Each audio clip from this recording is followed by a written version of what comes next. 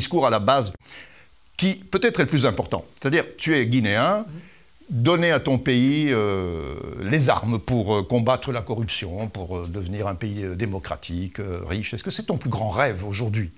Est-ce que ce bouquin n'est pas une déclaration d'amour, en fin de compte, à ton pays et à ton passé que tout le monde connaît? Mais celui-là, il est révolu. Mais il n'a pas servi à te mener vers ça, au bout du compte? Oui, finalement, oui, je pense que c'est une déclaration d'amour. D'ailleurs, je le dis en introduction, et c'est vrai que c'est toujours ce qui m'a motivé. Mais cette déclaration, elle vient aussi de l'histoire de mon père. Elle vient aussi de l'histoire de mes parents. Et elle vient de ce qu'on m'a inculqué.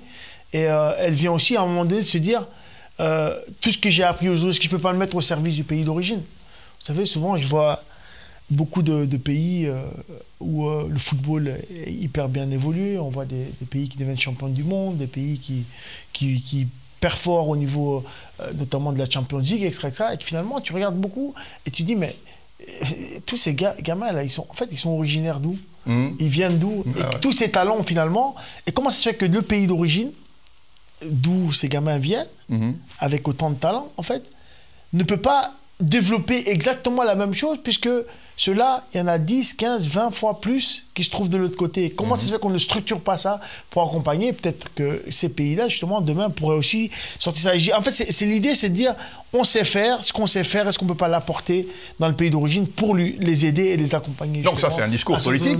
Est-ce qu'on peut imaginer que dans les 10 ans à venir, tu sois à la tête de ton pays, comme ça, si tu fais un pari sur toi-même Non, en fait, mon vrai challenge, c'est ce que je disais l'autre jour, parce que beaucoup disent, ouais, tu veux être président. Je dis, non, moi, je ne veux pas être président. Ce qui m'intéresse, moi, aujourd'hui, c'est de dire, qu'est-ce que je peux apporter pour changer les choses dans le pays d'origine et amener des outils pour que les gens soient autonomes. Est-ce que tu n'es pas obligé d'être président pour ça, quand même? Est-ce que je suis obligé de passer par cette case-là pour y arriver? Si c'est le cas, si c'est le cas, j'irai dans cette direction-là. Si je peux le faire autrement, c'est-à-dire que si aujourd'hui les gens qui sont sur place peuvent m'accompagner et me donner les outils qu'il faut pour que je puisse justement les accompagner ensemble, parce que tout seul je ne peux pas le faire, il faut qu'on soit ensemble, il faut qu'il y ait une dynamique collective.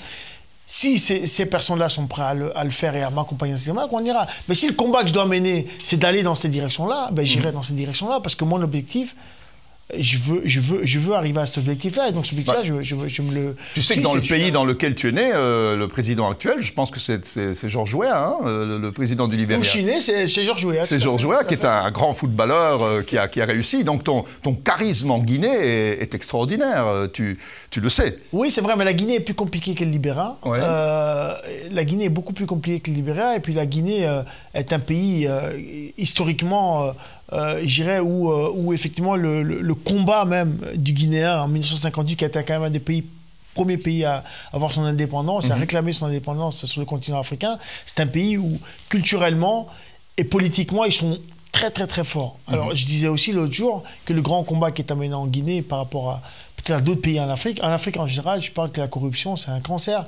Et je dis qu'il y a certains pays africains aujourd'hui qui sont effectivement en phase de guérison, qui sont en train de trouver des médicaments aujourd'hui qui leur permettent de ne pas avoir justement ces gens qui meurent, et tandis qu'en Guinée, on est en palliatif, on est en plein soin palliatif. Et donc, il y a un travail réel à faire ça. Donc, tant qu'on n'arrivera pas à combattre ça, ce sera très compliqué de construire le pays.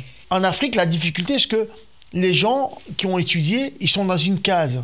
Les gens qui n'ont pas étudié, ils sont dans une case. Et donc, à côté de ça, il n'y a pas toute cette multitude de possibilités en fait qu'on pourrait leur proposer. Mais en fait, tu peux faire ça, tu pourrais faire ça, tu pourrais faire ça.